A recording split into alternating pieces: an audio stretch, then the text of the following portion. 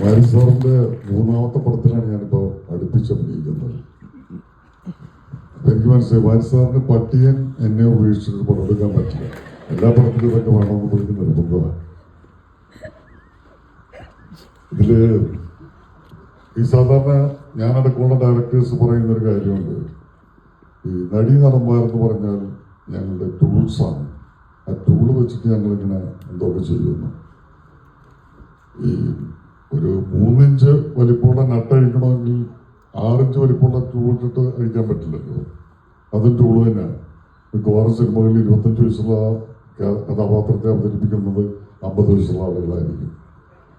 പക്ഷെ മാരിയുടെ പടത്തില് ഇവരൊക്കെ ഗംഭീരമായിട്ട് അഭിനയിച്ചിട്ടുണ്ട്. പശുപതി സാറ്, ധ്രുവ്, രജിഷ, ഇവരൊക്കെ ഗംഭീര പെർഫോമൻസാണ്. ഞാനും പക്ഷെ അതിനേക്കാൾ അത്ഭുതകരമായി തോന്നി ഞാൻ ഈ കർണനിലാണ് ആദ്യം അഭിനയിച്ചത്, പിന്നെ മാമനില്.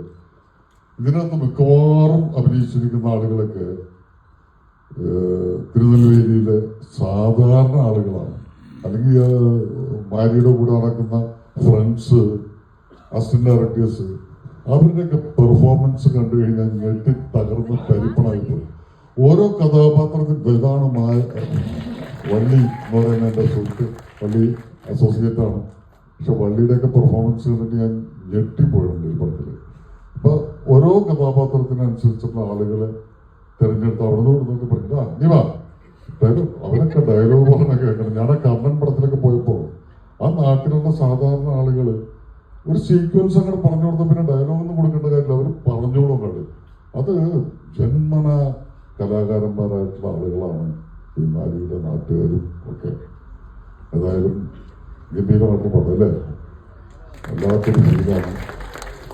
ഗംഭീരമായിട്ട് ഇനിയും ഒരുപാട് ഈ പടം ഓടും.